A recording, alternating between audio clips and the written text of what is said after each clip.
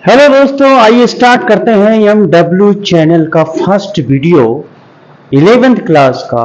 और वो उसका नाम है, चैप्टर का नाम है सेट थ्योरी।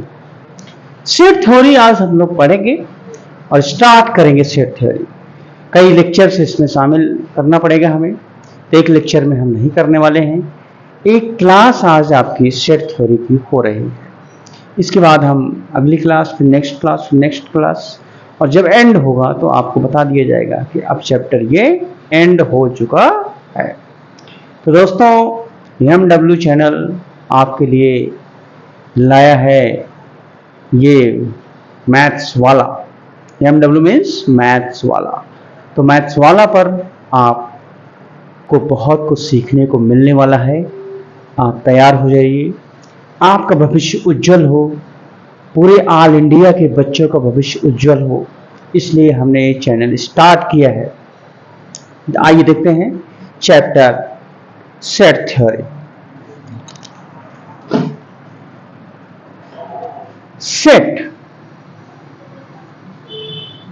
सेट के बारे में जानते हैं कि सेट क्या होता है। What is the set? Question is here that what is the set.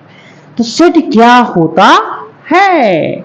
Set बहुत ही पुराना वर्ड है। हमारे पूर्वज जबकि ये सेट थ्योरी चैप्टर नहीं बना था तब भी इसके बारे में जानते थे, बातें करते थे। जैसे मैं आपसे कहूं कि एक भीड़ आ रही है, भेड़ों का झुंड जा रहा है, गायों का झुंड जा रहा है, लोग जा रहे हैं, मास्टर साहब कक्षा में पढ़ा रहे हैं। तो इससे हमें क्या दिखाई दे रहा है? जब ये बोले जाते हैं हमारे माइंड में एक सेंस फिगर का क्या बन रहा है? बन रहा है कि वहां बहुत सारे लोग होंगे, वो कलेक्शन है। जैसे कि भेड़ों का झुंड जा रहा है तो हमें ऐसा लग रहा है कि बहुत सारी भेड़ें हैं। मास्टर साहब कक्षा में पढ़ा रहे हैं, इसका मतलब वहां ढेर सारे बच्चे बैठे हैं और मास्टर साहब पढ़ा रहे हैं। तो बच्चों, सेट क्या होता है? सेट इन्हीं में से कोई चीज होता है, वो आपको हम बताने जा रहे हैं। Set is well defined collection of object. Set is well defined collection of object. Set is well defined collection of object. Set is well defined collection of object. Set एक कलेक्शन होता है। सेट क्या होता है? Set एक collection set is collection of. Set एक collection होता है, इसमें तो कोई डाउट की बात नहीं। लेकिन एक वर्ड यहां पे आ रहा है, वेल डिफाइंड। अब ये वेल डिफाइंड का मतलब क्या है? कि सेट का ऐसा कलेक्शन जिसका हम नाम रख सकें, वही वेल डिफाइंड कहलाएगा। जैसे हम अगर क्लास में पढ़ा रहे हैं तो उसमें क्लास में क्या बच्चे बैठे हैं? 9th के, 10th के, 11th के, 12th के, NDA के, CDS के। तो हम क्या बोलेंगे? कौन सी क्लास पढ़ा रहे हैं? बच्चे तो हैं, लेकिन 9th के हैं, 10th के हैं, 11th के हैं, 12th के हैं। अब उस कलेक्शन तो है, लेकिन इस कलेक्शन का मैं कोई नाम नहीं रख सकता, तो यह वेल डिफाइंड नहीं कहा जाएगा। लेकिन अगर केवल और केवल क्लास 11th के बच्चे हमारी क्लास में बैठे हैं तो मैं ये सीना ठोक के कह सकता हूं कि भाई क्लास 11th में पढ़ा रहा हूं। मैं एक कलेक्शन का अपना एक नाम ले सकता हूं। तो जिसका नाम रख सके, और नाम तभी रख पाएंगे जब सभी एलिमेंट की कलेक्शन जिनसे बना होगा, सबकी एक कॉमन प्रॉपर्टी होगी, तो उस कलेक्शन को हम नाम रख सकते हैं और वो वेल डिफाइंड कलेक्शन कहा जाएगा। तो set is well defined collection of object. तो आप और हम जो बातें कर रहे हैं, आपने कुछ ऑब्जर्वेशन किया? भाई हमने तो किया।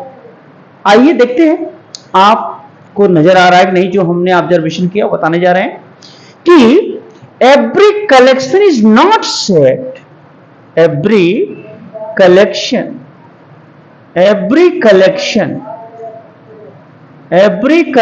is not set. ये मैंने ऑब्जर्वेशन किया, जो इतनी देर से बातें किया हमने, तो उसमें हमने एक चीज पाया कि every collection is not set. आपको समझ में आ रहा कि every collection is not set? मैंने अभी बोला कि वेल डिफाइंड कलेक्शन ही सेट होता है। ठीक है। दूसरी बात हमने क्या देखा? हमने देखा set is a collection, set is a collection, set is a collection. लेकिन एवरी सेट क्या होगा? कलेक्शन होगा।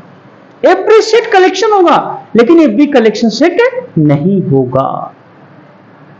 सेट क्यों है? क्योंकि कोई कलेक्शन वेल डिफाइंड है, इसलिए वो सेट है। तो सेट है, every set will be collection, but every collection will not be set. I think आपको अब याद हो गया होगा। आइए कुछ एग्जाम्पल्स लेते हैं। जैसे हमने कहा कलेक्शन ऑफ MW, मैथ्स वाला स्टूडेंट, MW स्टूडेंट्स, MW के स्टूडेंट्स का कलेक्शन। तो यह कलेक्शन हमारा एक सेट होगा, क्योंकि सबकी एक कॉमन प्रॉपर्टी है कि वह MW का स्टूडेंट है। ठीक है। तो यह एक हमारा सेट हो गया। दूसरी बात आइए देखते हैं, collection of good student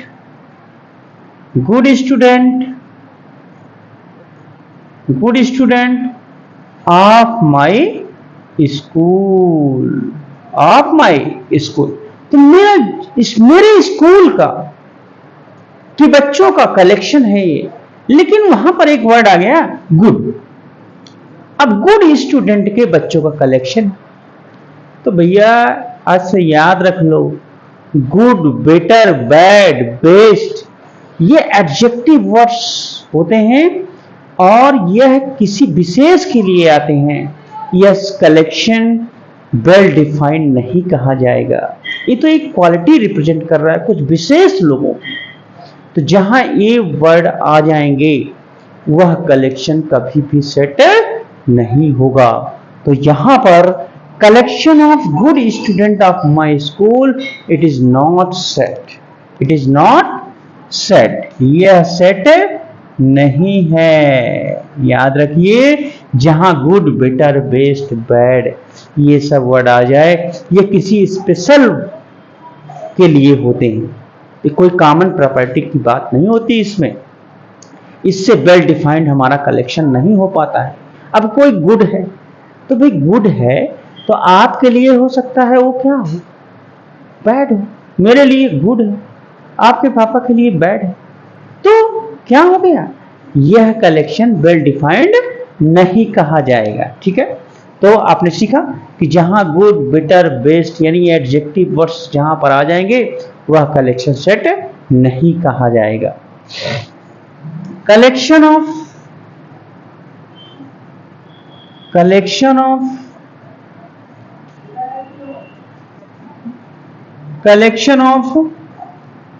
river of India जो हमारी कंट्री है उसके में जो रिवर्स हैं उसका कलेक्शन है। तो भाई सबके पास कॉमन प्रॉपर्टी है। मैं कोई भी रिवर का नाम लूंगा उस कलेक्शन में से, तो इंडिया में वो बहने वाली रिवर होगी, इसलिए वेल डिफाइंड है और इसको हम सेट बोलेंगे। तो यह हमारा एक सेट है। तो आई थिंक आप समझ चुके होंगे कि किस कलेक्शन को हम सेट बोलेंगे और किसको नहीं बोलेंगे।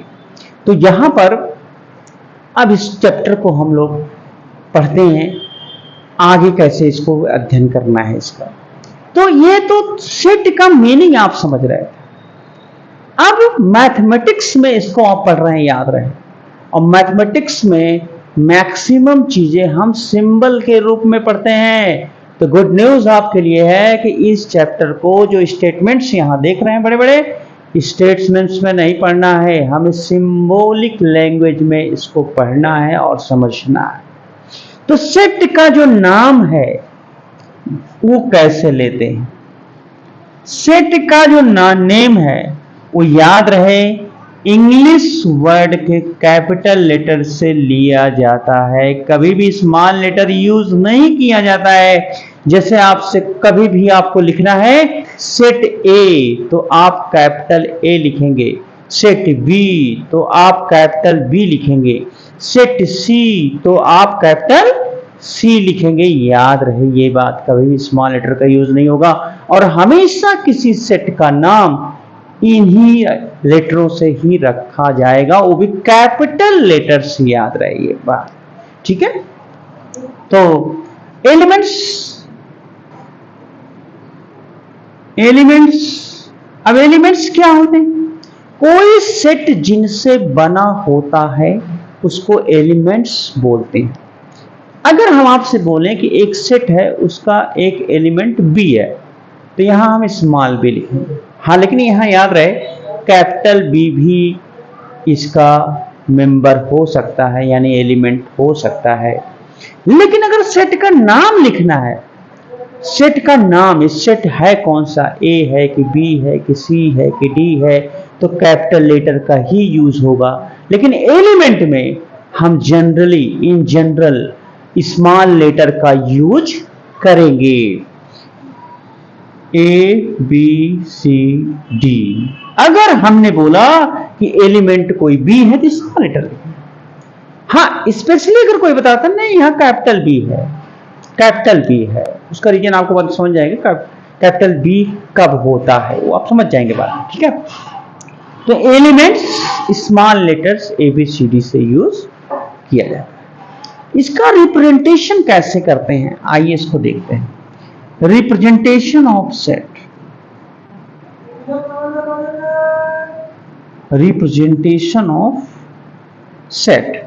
तो रिप्रेजेंटेशन ऑफ सेट, सेट का रिप्रेजेंटेशन हम कैसे करते हैं आपको पता है? इसका टू वे, दो तरीका है सेट को रिप्रेजेंट करने का।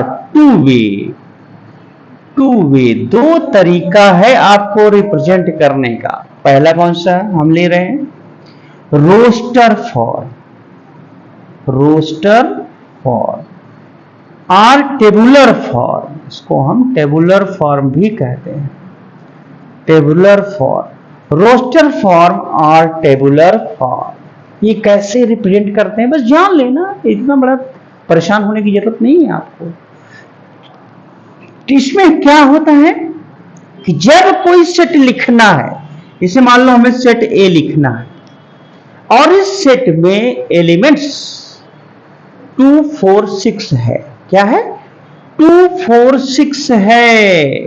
तो हम हमेशा करली ब्रैकेट में 2, 4, 6 लिख देंगे तो यह सेट का रिप्रेजेंटेशन है और यह रोस्टर फॉर्म में कहलाया जाएगा।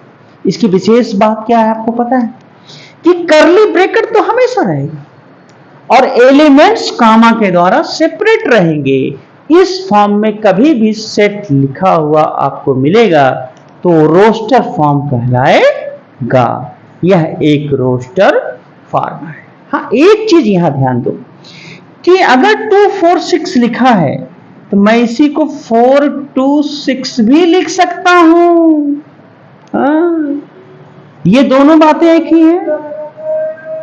यहां से क्या पता चला आपको पता है कि order is not important in the set. पहले कौन लिखा है, बाद में कौन लिखा है, यह इंपॉर्टेंट नहीं है। सेट के अंदर है कौन लोग, बस यही इंपॉर्टेंट है। तो ऑर्डर इज नॉट इंपॉर्टेंट, इसको नोट में आप लिख सकते हैं कि order is not important, order is not important, order is not important, order important नहीं होता है।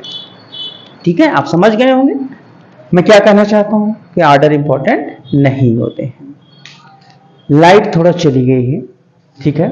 अब देखते हैं क्या फॉल्ट है। इसके बाद हम अगला लेक्चर स्टार्ट करेंगे, इसी के जस्ट बाद हम स्टार्ट करेंगे।